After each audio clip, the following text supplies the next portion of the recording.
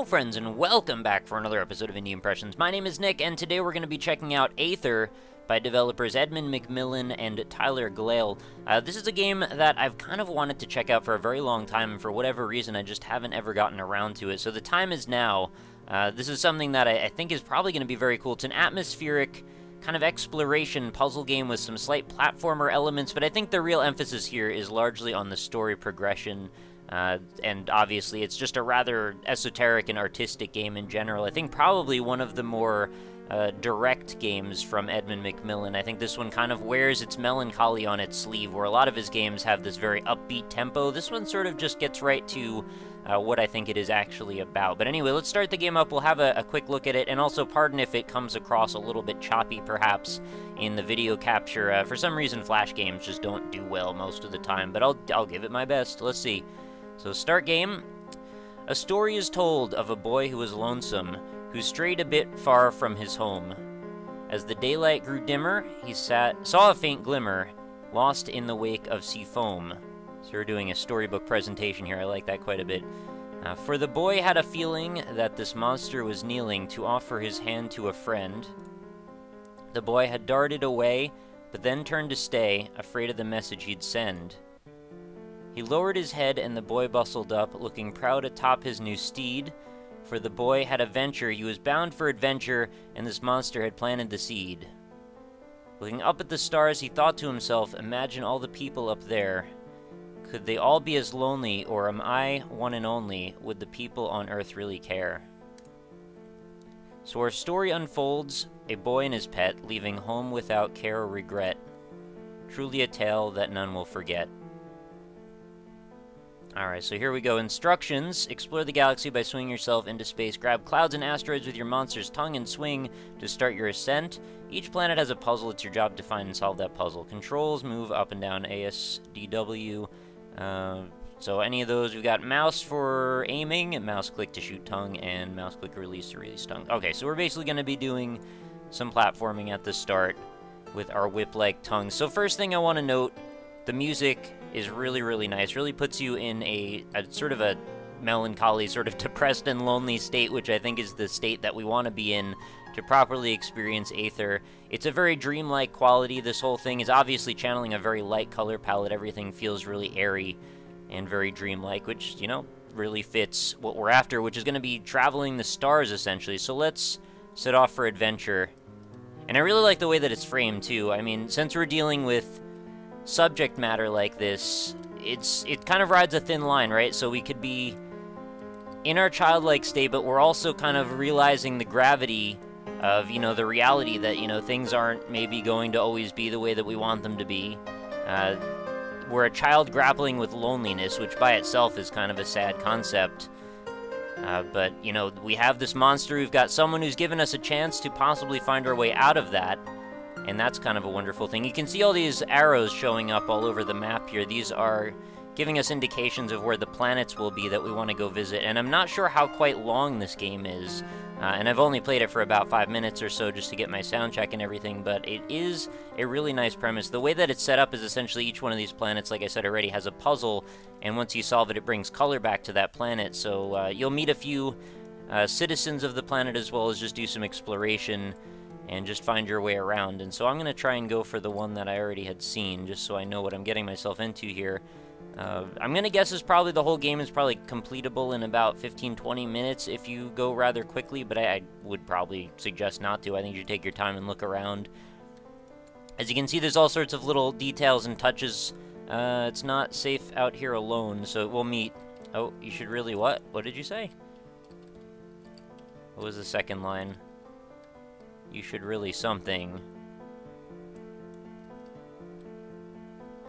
You really shouldn't be out here. Oh, okay, fair enough.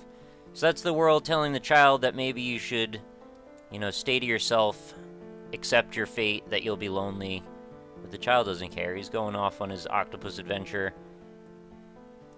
Really pretty, too, these details, having the stars, multiple layers all parallaxing, planets everywhere. I'm not sure if these planets are, like, procedurally generated as you move around through the starscape or something like that, but probably not, I would guess.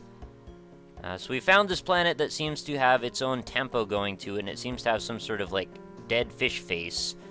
which we should be able to go down inside of, and that's where the quote-unquote first puzzle will take place. Sometimes my stomach hurts. Oh, well, that's sad. I'm sorry to hear that. And obviously, if you look around for just a second, like, a lot of these details will give you feelings of Super Meat Boy. Like, these planets and everything are just like the ones that you walk on top of before you, you know, jump into a world map. It's sad to be alone, says this little character down there. Yeah, it is. So we're gonna grab on these little crystals and see if we can make things okay again. I'm not sure why grabbing the crystals is what does that, but that's just how it is. So there we go, we've brought some color back to the world. The planet's core is now happy again. And, oh, I guess are there multiple Saint? No, it's just the one, he's just sliding around on the ground. At least no one can hurt me here, and I guess silver linings. So now we've got to find our way back out. Where was the top? I guess probably here, right? Now, it is interesting to mention, like, obviously the majority of the game you're going to spend is going to be kind of flying through space and everything, but there are some moments where you kind of realize the weight of your character, and it's interesting to see that transition done with the physics system, because right now, you know, I'm quite heavy, actually, and it's very difficult for me to swing and get proper momentum to kind of slingshot my way up and out of this particular spot. There we go. Okay, what I wasn't realizing is I guess you can kind of break through any point on the planet's surface. But now that I've solved this problem, well, I guess I could go and talk to this other character over here and see if his stomach still hurts. I'll be happy when I'm dead. Wow. That is very depressing. That is seriously one of the kind of messages that's, like, I don't know, very uniquely Edmund McMillen, I feel like, that we could have this moment of, like, everything's kind of cheery, but it's just a veil. It's just sort of barely there. Everybody's kind of just getting by in a way. I don't want to go too far into the deep philosophical stuff, but, like, I do find that to be a unique thing and message. Oh, what does this say? I'm cool 'cause I'm dead. Is that Gish? Looks a lot like Gish to me. I guess that planet is saying that. It's like a dead moon or something. So now we would set off for another one of these waypoints. I'm not sure which one would be the best. I guess we'll just go to the green one here, since it seems to be the closest, or at least is generally aligned with the direction that I already happen to be going in. I'm just sort of imagining this expanding out into a much, much larger framework, like if this turned out to be, you know, Mario Galaxy size, you know, UI or world map, that you could just essentially explore this for hours and hours. Like, if this ended up being something that was like a 40-hour scope game, you could really have quite an epic journey with that. And the framework is such that it's just kind of one of those games that could just be infinitely expanded upon, right? So kind of like the way Starbound works, every time the developer feels like adding more to it, he could essentially just, you know, upload something and have it just show up procedurally added into the game somewhere. Because of the way that this is sort of just held together, there's not really tangible moments where you're like, alright, this is concretely everything that I can see at one point. It just kind of goes on forever, and what you choose to get out of it is, you know, what you choose to put in. Why do you look like me? I don't know, do I look like you? Oh, I guess I do, kind of. Yeah, we kind of look a little bit like Isaac, don't we? Now, what do I do on this planet? I'm stuck here because I'm bad. This is the planet for bad children.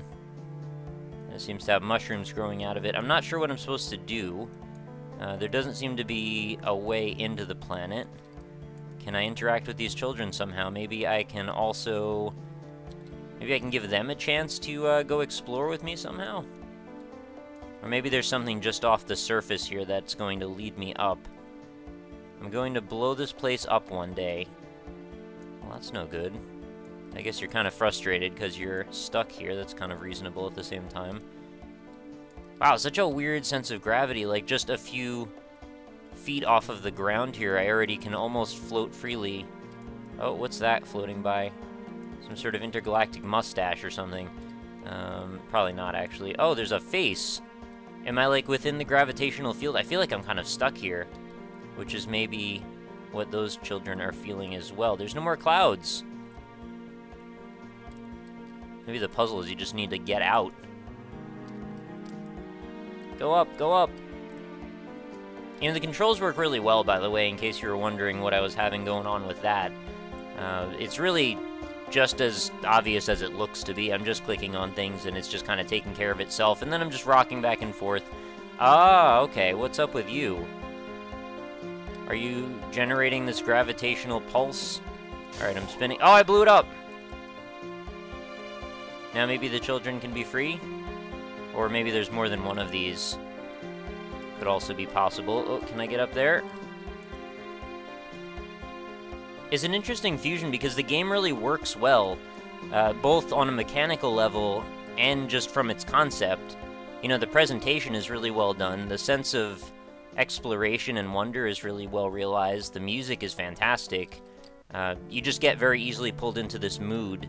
The only complaint I would really have if I was to have one is just that, like, hey, it's Flash, so, like, the aspect ratio is a little weird. Which, you know, that's gonna be a thing, but that's not really anyone's fault. It's just the way that the game is made, so there's no real reason to harp on that. Let's spin around again.